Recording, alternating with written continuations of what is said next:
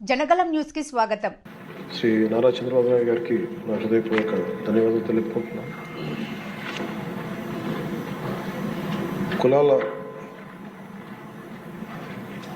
కొట్లాటలో వెనుకబడిన కులాలు, అత్యంత వెనుకబడ్డ కులాలు, దేవాలయాలు కూడా అడుగుపెట్టనివని పరిస్థితుల్లో వీళ్ళందరి జీవితాలు బాగుండాలి అని జాతిపిత మహాత్మా గాంధీ గారు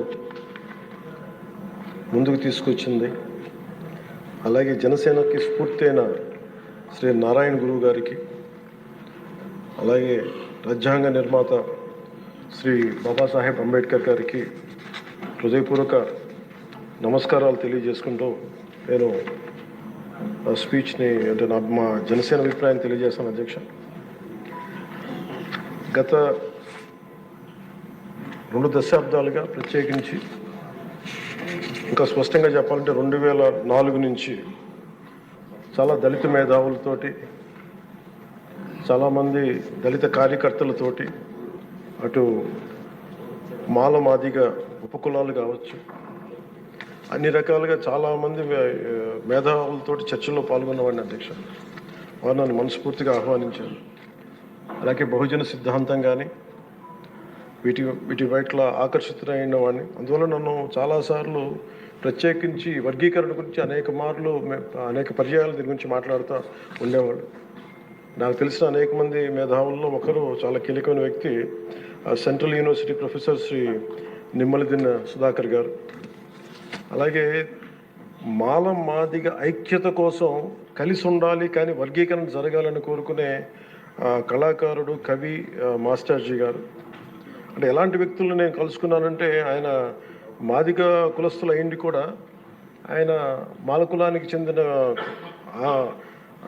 ఆంధ్రాకి చెందిన మాల కులానికి చెందిన వ్యక్తిని పెళ్లి చేసుకొని మాల మాదిగ ఐక్యత ఉండాలి కానీ వర్గీకరణ జరగాలని ఇలాంటి ఎన్నో ఆర్గ్యుమెంట్స్, ఎన్నో రకాల అభిప్రాయాలు ఉన్నాయి. వీటన్నిటి మధ్యలో మేము ఒక బలంగా దీన్ని తీసుకున్నాం. అధ్యక్ష, ప్రత్యేకించి రిజర్వేషన్స్ కానీ చాలా డిస్కషన్స్ ఉండేవి ఆ టైంలో. ప్రత్యేకించి మన వర్గీకరణ గురించి, అలాగే క్రీమీ లేయర్ గురించి, అలాగే ఇంకా కులం గుర్తింపు లేని కులాలు, బేడా బుడగ జంగాల గురించి, రెల్లి కులస్తుల గురించి అనేక మార్లు చాలా విస్తారమైన చర్చలు ఉండేవి. అధ్యక్ష, కానీ ప్రత్యేకించి ముఖ్యంగా అంటే ఉదాహరణకి దళితులు ఎలాంటి గొప్ప మేధావులను కలుసుకున్న నిమ్మలదిన్న సుధాకర్ గారు, వారు చెప్పింది, ఆయన స్వతహాగా దళిత కులానికి చెందిన మాల కులస్తులు అయింది కూడా అసలు దళితుల కంటే వెనుకబడ్డ యానాదుల కులం గురించి ఆయన రీసెర్చ్ చేసి వారికి నిలబడాలి అని చెప్పి చాలా ముందుకు తీసుకెళ్లే వ్యక్తి. అధ్యక్ష, అలాంటి ఎంతోమంది చాలా ఉన్నతంగా ఆలోచించి నేను దళిత కులస్తులని, దళిత మేధావులతో నేను కలిసి వచ్చిన వాడిని, వారితో నడిచిన వాడిని. ప్రత్యేకించి ఈ రోజున వర్గీకరణకు సంబంధించి దీనికి మనస్ఫూర్తిగా ఈ స్థాయి దాకా వచ్చింది అంటే, ఒకళ్ళు మందకృష్ణ మాదిక్ గారు అయితే, దాన్ని ముందుకు తీసుకెళ్లిన వ్యక్తి శ్రీ నారా చంద్రబాబు నాయుడు గారు. అధ్యక్ష,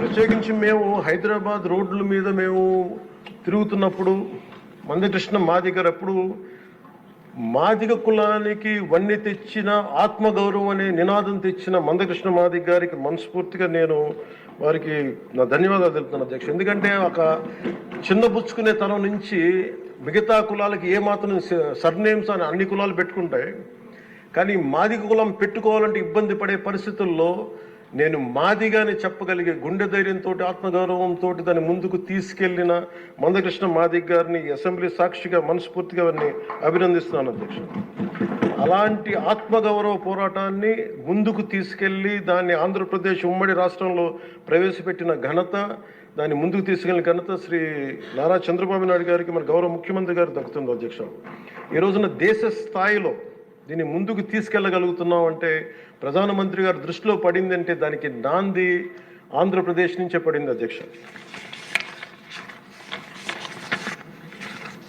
మేజర్గా మాకు అప్పుడు నేను ఇలా దళిత మేధావులతో అందరితో మాట్లాడుతున్నప్పుడు, ఇది వర్గీకరణ మాల కులస్తులను తగ్గించి మాల కులస్తులకి అన్యాయం జరుగుద్దని చాలా 2 వర్గాల వారు కూర్చొని మాట్లాడుకునేవాళ్ళు. అధ్యక్ష, ఆ టైంలో నాకు వినిపించిన ఆర్గ్యుమెంట్స్ అధ్యక్ష, ఉదాహరణకి